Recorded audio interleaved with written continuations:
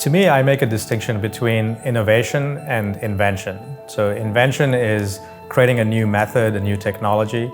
The innovator is the person who takes that to market. So fundamentally, the innovator's job is to find a big enough market for a new solution to fit into. Now, oftentimes the mistake that people make is they start with the solution and try to brute force it into the market. But a good innovator tries to first search for the market and then finds the right solution that fits into that.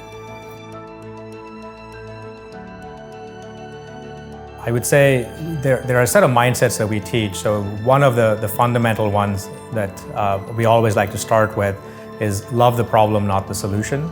And the reason that's important is that when we start with the solution, we try to brute force the market. That's a bit backwards, not always the easiest thing to do. Even if you're starting with an invention, important to understand the customer's current state, the problems they're running into, and that's just a better place to make the innovation fit. The second thing I'll talk about is thinking more holistically about the business model. So the job of the innovator is building a business model at the end of the day. So a solution is a part of that puzzle, but you have to see how does money get captured, how scalable is the model, how repeatable is the model. So those are other aspects they have to look at. The last thing I'll say there is making evidence-based decisions, is that markets are unpredictable. If we could all predict what was going to happen, there would be no breakthrough innovations. So to actually create breakthrough, one has to be ready for failure or unexpected outcomes. And so this is where the experimental mindset comes into play. I'll go back to the famous Thomas Edison quote. When he tried the light bulb and tried 10,000 times, his friend said, "You should give up." He said, "No, I now know 9,999 times that it won't work." So he got the one time that it did work.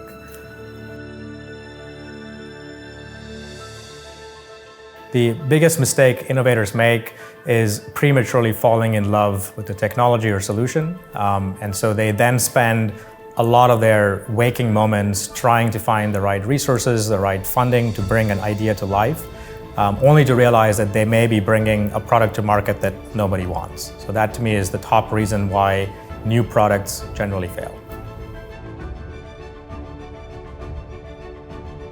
So for existing companies, for big companies, the hardest thing to really innovate is unlearning some of the skills that they have grown to specialize around. So they have a business model that works, they know how that business model works. But when we talk about innovation, it's about sometimes doing the old job, but in a new way. And that requires new skills to be learned. It requires fundamentally challenging new business models. And it's just human nature. If we use the antibody metaphor or analogy here, when you're trying to create something new, the system fights the new way. And so that, in many ways, is the biggest challenge that larger companies have when they're trying to innovate. I guess sleep is probably the most common thing that I like. So I like to sleep. I strongly believe in getting at least 7 hours, 8 hours if I can. Sounds very simple, but I find too many people, not sleeping long hours.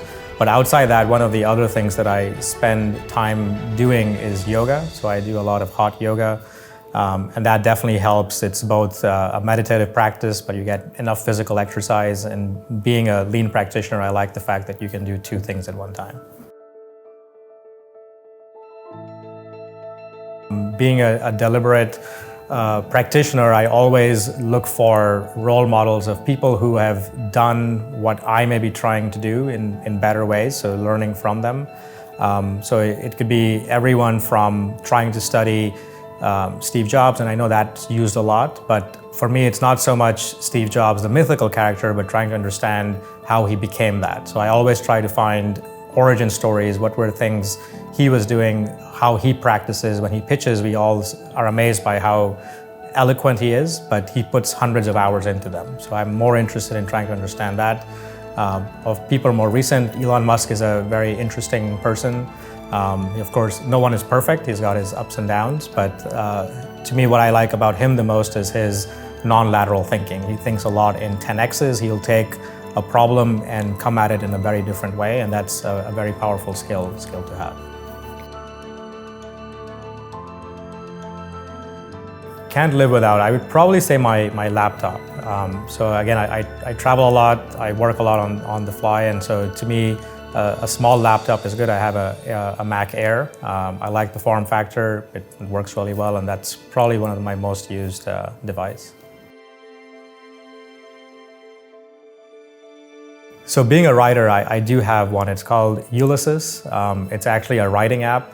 It's one of those no clutter. You can just blank the screen out and just write. So I use that a lot for taking down quick ideas or even scripting out things that I need to get out. So that's probably my most power used app. Yeah, so I get asked that question a lot, and I tell people the same thing: is if I knew that, then I probably would be doing a very different job. At the same time, I find that you can pick really any industry, and once you start studying, and oftentimes the more boring the industry, the more prime it is for disruption. Unfortunately, many startups find the boring aspect not exciting, so they don't go there, but you can pick a boring industry, and if you look, there's a reason why. It's because people are just okay with the status quo, and those are often prime for disruption. So right now I look at a lot of life insurance, like that's a big industry being changed. Healthcare has been being disrupted for a while, education, energy. So there's really I think all industries are prime to some extent. The question really is studying them and bringing in one's passion. Like if you are passionate about energy, go and study energy and you'll find areas for disruption. If you're passionate about insurance, go study that. So I tend to organize my work days very specifically. So I'm very accomplishment driven. So I try to free my mornings up. So I didn't used to be a morning person, but I wake up earlier to try to get at least a 2-hour block of time where I have uninterrupted work. I don't turn on any devices, no email, none of that stuff. That's when I do some of my maker time type of work. I have a daily routine then of taking my kids to school, so I spend some time with them, the family. Once they're off in school, I come back and do usually another 2 or 3 hour stretch of maker time work. And then I open up to the outside world. And so that's when I start taking meetings, and usually that's lunchtime or beyond, and that's when I start working even with my team. But that's generally how my days go, is that there's a reserved block of time in the morning where I can do these kinds of deep work. And then in the rest of the day, I do shallow work. And in between there could be yoga on some days. So that could be like a 1 hour exercise session in there. So the most admired brands of mine, this maybe is like a cliche answer, but would be a company like Apple, not so much for what they're doing now, but their ability to find 3 big waves in a row. We talk about big waves as being these big products that change markets. They create new categories, and Apple did 3 of them with the iPod, with the iPhone, and the iPad. And being able to do that it's hard to do it once, hard to do it 3 times. It's near impossible to do it 3 times. So that's one of the reasons why that company is right up on top.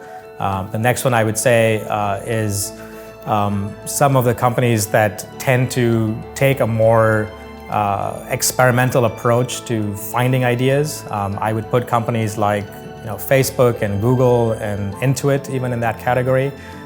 They are comfortable enough, the leaders are comfortable enough to say, we don't really know where the next big idea is going to come from, and they spend and build a culture in the company of rapid experimentation, of going out there and finding big ideas through discovery, which to me is a humbling leadership example to follow.